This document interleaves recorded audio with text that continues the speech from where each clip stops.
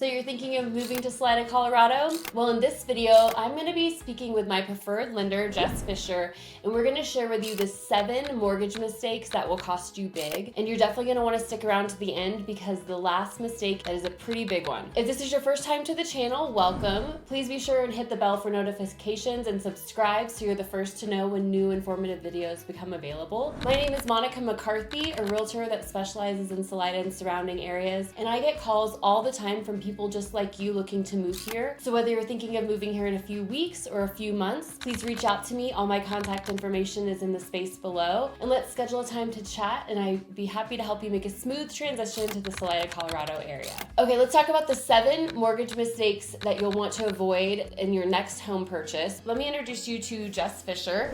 He is with Peak View Mortgage in Salida, Colorado here, and he specializes in home mortgages in this area. So thank you for coming. Thank you for having me. Mortgage mistakes that will cost us big that you definitely want to avoid. So let's talk about the first one, not starting the process early enough. So that's the first mistake that we'll discuss here. So tell me a little bit more. What do you mean by that? A lot of people, when they decide they want to buy a house, it's typically a more planned kind of thing because it's a big purchase, right? Sure. Sometimes it's kind of an off the cuff and the right thing kind of falls into your lap and you jump on it. Yeah. But what I mean by not starting early enough is even if somebody has the thought that they maybe want to purchase a home, well, there's some things that if we start early enough that we can manage and improve our situation. So down payment, for example, saving for that, getting our credit looked at. Credit can take sometimes 90 days if there's an issue on the credit. I actually just had someone yesterday who thought their credit score was pretty good and it came in significantly lower. Yeah. And what happened was that he had paid some stuff off that had gone to collections and he had late payments on, but it was still reporting on the credit report. Gotcha. So it can take at a minimum 30 days to get that taken off. By starting early, you can really set yourself up for success. That makes sense. And that's a better rate, that's less money over the life of a 30-year loan or however long. It's a long time, yeah. You can save a lot of money by just starting early. Yeah, so even if you are kind of just dabbling in the idea of buying a home perhaps this year, it's a good time to just start talking to a lender and get started on that process. So that's mistake number 1. Okay, mistake number 2, not saving enough for your down payment. And this can also dovetail into avoiding mortgage insurance. So explain a little bit about, for somebody who is not super familiar with home loan, explain how, what's mortgage insurance and what should they expect for saving for a down payment. So when saving for a down payment, typically the lender wants to see, depending on the type of loan, but if we're talking just conventional loans, 20% down to avoid the mortgage insurance. Okay. Mortgage insurance is basically something you pay because you don't have that 20% down. Okay. That 80% LTV or loan to value is basically the number that they're looking at. Okay. Mortgage insurance can run anywhere from 0.5% to 2% annually of whatever the loan amount is. That adds quite a bit. It does add quite a bit. Yeah. So you could end up paying on a $500,000 mortgage, you could end up paying $2,500 extra that year just in mortgage insurance. Wow. To even more than that, right? So being able to save early and get that down payment as much as possible, even if it's not the full 20%, because as home prices go up and you're paying your mortgage, the mortgage goes down, that's starting to create that 20% gap or that 80% LTV. That then you can stop paying mortgage insurance at that point. You can stop paying mortgage insurance during that mortgage after you've already purchased the house, so maybe in a few years or something, right? Yeah, so like on a conventional loan, first-time home buyer, well, you can get away with 3% down payment. Yeah. Well, now you have 17% to make up, basically kind of in distance by paying that mortgage insurance. Yeah. Whereas if you can come to the table with 10%, you only have that 10% to make up for that mortgage insurance, so it'll get paid off faster. Yeah. And so you're not spending as much money on mortgage insurance. It's not really, helping you. I wouldn't delay buying a house because of mortgage insurance. Yeah. But at the same time, if you start saving for a down payment early, every little bit counts and it all adds up. Absolutely. And it can affect your rate sometimes too. Oh yeah, definitely, big time. So that down payment, again, look at the whole picture, but save up as much as you can because it could really save you down the line after thousands and thousands of dollars. Yeah. And you're good at mapping that out for clients. I know, kind of running those numbers okay, if you put this much down, then this is what it looks like. If you put this much down. So back to number one, talk to somebody early to map that out for you so you can decide, okay, do we need to save $5,000 more or can we buy now? Yep. You know, and what does that look like? Yeah. Or whatever the numbers are. Number 3, not checking your credit. Now, you mentioned this at starting early, but let's talk a little bit more about what that looks like. Some people get a little nervous when you talk about checking credit. Yeah. What does it mean to actually check their credit? What should they expect? Yeah, so when checking credit, we pull from all 3 bureaus. Okay. And the lender uses the middle score. Okay. Out of the 3 scores, uses the middle score, and that's what they qualify you based on. And if there's multiple people applying, like a husband and wife or something like that, they take the middle lowest score. Oh, so they look at all 6 scores and take the middle lowest score out of those 2 people. Okay. And the credit score is largely going to determine A, whether you even qualify for certain programs or not, and B, what your rate's going to be. So it's going to affect, you know, the lender's looking at it as a risk profile. Yeah. So if you have an 800 credit score, you're going to get a different rate than somebody that's got a 620 credit score. Yeah.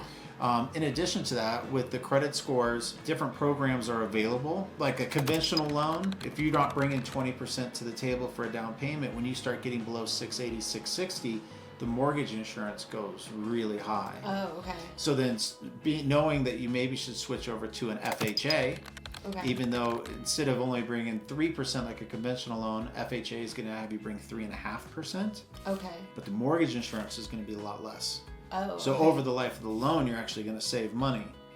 In addition, Gotcha. there's down payment assistance programs and stuff like that. But Yeah. But ultimately, the credit score is going to be what loan program you qualify for and what your rate's going to be. Gotcha. If you wait to pull credit to when you're ready to put an offer in and go under contract, well, your credit may not qualify you for a loan. There may That'd be a be big disappointment. some mystery things on the credit report. Yeah. I do run into that occasionally. It doesn't happen a ton, but you know, just in the last 6 months, I've had 2 where one, they didn't even know what that item was on their credit report, and then the other one, it was still reporting stuff that had been paid off and settled. Oh, wow. So they had to deal with that. They had to deal with it. And it takes a minute to get removed, right? Yeah, so this one that I was just talking about yesterday, they were ready to put in an offer. Oh, and now I'm telling them, you're going to need to wait at least 30 days to be able to get that pulled off your credit report. And that house might not be available in 30 days. Yeah. Yeah, that's a bummer. So so getting ahead of that early really helps. And you help people clear it up, right? Or at least identify it so they can clear it up. Yeah, so I'm not, to be clear, I'm not credit repair. Yeah, he's not credit repair. But yes, and also I have somebody in my office who has some experience with credit repair in the past as well too. So I can also run it by them, and then between the 2 of us, I also have a simulator where I can kind of pay things down or take stuff off the credit, and it gives me an idea of what the credit score would be once that stuff happens. Oh, that's right, because you guess you don't know when it's removed how many points it's going to go up. You don't. Okay.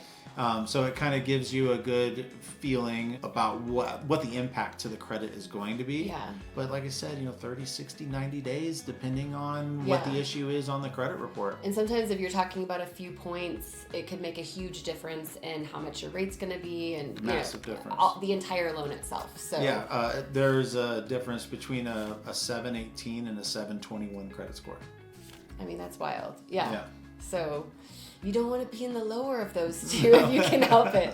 Okay, good tips. Number 4, not getting pre-approved. So we kind of alluded to this a little bit, but let's talk about that specifically. So if somebody is looking to buy, we say start early, talk to a lender, but what's getting pre-approved mean?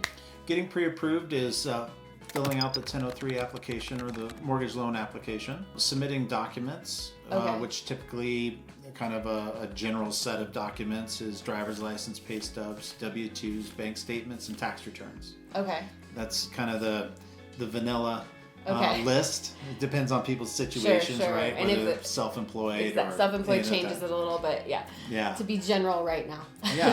And so basically what those documents allow the lender to confirm what you're putting on your application. For instance, some people may not include their overtime, but the lender, knowing the loan program that they're going to be going into can look into that, and maybe they actually can use that over time. Okay. Or maybe they can't, and you're trying to include it. So really being able to define the income so we can get the debt to income ratio. Okay. Which is going to qualify you for certain loan programs or not. In addition to that is pulling the credit. Yeah. So the credit score, the income, the debts, the ratio of debt to income to also the house payment as well, which includes the property taxes, homeowners insurance, homeowners association if there is one. Yeah. Kind of compiling all that together to get all the puzzle pieces to fit. Yeah. So once all the puzzle pieces fit, then as the borrower, they know exactly what they're looking for. Yeah. They may think they can qualify for a $800,000 home, when in reality they can only qualify for $600,000. Okay. And it goes the other way as well too. Yeah. I've had some people where, lenders are willing to lend them way more than they even want, and they're shocked that the lenders are willing to lend them that much money. The pre-approval process, why it's so important, ultimately is so where the borrower knows where they stand, but also the lender-realtor relationship, and so everybody's on the same page so we can be as specific and directed to be able to get the client what they need, what they want, not looking at houses that are below what they want or above what they want. So we can be really specific. And in particular, in a market where either homes go fast or there's multiple offers, as you probably know, like being the first one in matters. Yeah, it does. I won't write an offer unless my clients have that letter, just because you want to stand out to the seller. Some sellers require it, others don't, but it's just better for everybody if you have it. And then even before you look at the house, it's better to have it and know what you can afford, and also the budget of that. So like you said, sometimes you can qualify for higher than what you actually want to be paying per month. Perhaps you don't want all of your money to go to your house and you want money to go to other things. Yeah. Making sure you're looking at a house fits in your budget and you're not really wasting your time or getting emotionally attached to something you can't afford. Pre-approve. Expectation management for all parties for involved. Everybody. Yeah, it's just not fun. Yeah. Number 5, taking on new debt. This is one that isn't always talked about, but it should be really known. This is a mistake we're talking mostly when you're in the process of either buying a home or after you go under contract. So explain that. Do not take on debt after you are under contract on a house. Please don't. So essentially that pre-approval process and being able to lock in your rate, once somebody goes under contract, the lender is basing their decision off of the documents that they've already received, your income, your debts, etc. Exactly. So they've already created a profile of you. If you go under contract at any point taking on new debt, that changes your profile. So it may make it to where you can't get the loan because your debt to income ratio is no longer within the parameters. Yeah. Or at the very least, you got to start the process over again because they have to kind of verify or validate your profile as far as a measure of risk. I mean, that's what the lender's looking at, is what kind of risk are we taking here? And we need to make sure either A, we're getting compensated for that risk, or B, they're not able to be in the program because it's too much risk. Yeah. That's super important not to take on any new debt. And that goes all the way to closing and does not exclude the closing table. Do not buy that furniture the day of closing. Do not do it. That can kill a deal. Yeah. A, don't do it. But B, talking about it at the closing table, the title company has an obligation because they are essentially representing the lender in signing these documents. And so if they hear that something's changed with the profile of the borrower, the closer, the title company has the ability to stop the deal. Gotcha. And it has happened. Gotcha. Yep. So taking that, being excited to wanting to put new furniture in your home. So you go to American Furniture, you get that credit card to be able to start, getting that furniture. That can actually make it to where you can't get the home. Yeah. Let's get the home first. So when we mean by taking on debt, we're talking about new cars, taking out, even opening up credit cards. Yeah. Give us a few examples of things that people might not think about. I think the thing that people don't think about is, when I say credit cards, a lot of people think like Visa, MasterCard. But I'm talking about the Old Navy card, the American Furniture Warehouse card, any of that stuff that increases debt or is an extended line of credit. Lines of credit, Like, do not mess with it. And like you said, you're not going to be qualified for it anymore, or it could delay your closing because they have to start to verify you again. So yeah, and kind of a good point to that is sometimes things do come up during the process and either need to take on new debt or there's a position change at work, which I think we'll talk about. Yeah. Those things, before you do anything, if somebody has that situation and they really need to take care of it, vehicle breaks down and is unrepairable, or the repairs are going to require taking on some new debt, communicate to the lender first to figure out the best way to do it to not kill the deal. Just have an open line of communication. That's a good point, because life happens. What if someone's in a car accident and their car's totaled? They're okay, but they have to do something about that car, So talk to the lender you're working with. That's a really good point. Open lines of communication, because I'll work with whatever lender we're going through. I'll work with them, have conversations with the underwriter. Everybody's on the same page. There's no surprises. At the end of the day, they just don't want to have surprises. Yeah. That's it's all about evaluating risk for them. Yep. Gotcha. Okay, number 6, major changes with your work. So changing jobs or not working the hours that you normally work. Talk about that one. A lot of people don't know this, but through the process, they'll re-verify employment right before close. Yeah. So there's the initial verification of employment, or VOE, that a borrower's supervisor at their work will fill out, or HR, whoever over there. That's not where it ends. It goes all the way up to right before closing, and then the lender will oftentimes call the work and do a phone verification to say, are they still employed? Gotcha. So that's a big one. The other one is, if you're qualified, let's say you're an hourly W-2 employee. Okay. You're qualified based on a certain set amount of hours. If you stop working those hours and during the process, even all the way up through closing, and actually all the way up through funding, you don't always fund the same day. Sure. All the way up through funding, then that changes your profile. It can actually bring down your income, which affects your debt to income ratio, which then you may not qualify for that, home purchase. And then if that happens, you're back to renegotiating the contract, losing the home. It just becomes a really big deal. And I will say, so far, for the most part, I've told borrowers before, hey, let your supervisor know that you're currently trying to buy a home and you're in the process and that you need to work their hours, those set hours. So far, I would say, 95% of supervisors have not only been willing to make sure that they work their hours, but even when there isn't work available, finding work for them to be able to do it. That's good. If they have an outdoor job that is weather dependent, I've had actually 2 now. They do office work. Oh, okay. And so they'll come in and do office work to be able to keep up their hours. So it again goes back to that communication. Communicate with your supervisor, your manager, let them know what's going on and that you need your hours during this time.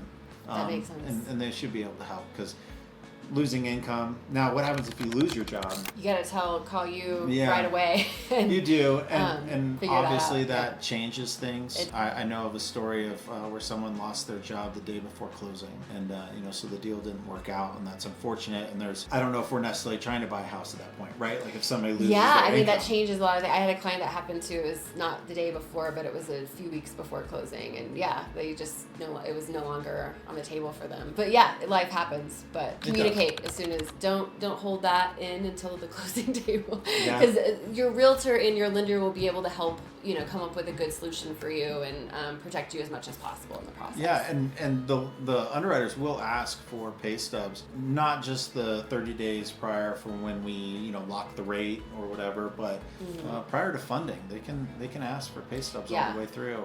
And the verification of income. I know we had a deal a few months ago where we were scrambling to get HR on the phone because they needed the verification of income. So communicate that with your employer HR department that they're going to be receiving that phone call, so that verification doesn't create a delay in your closing. Yeah. Because that's never fun for anybody it's not. either.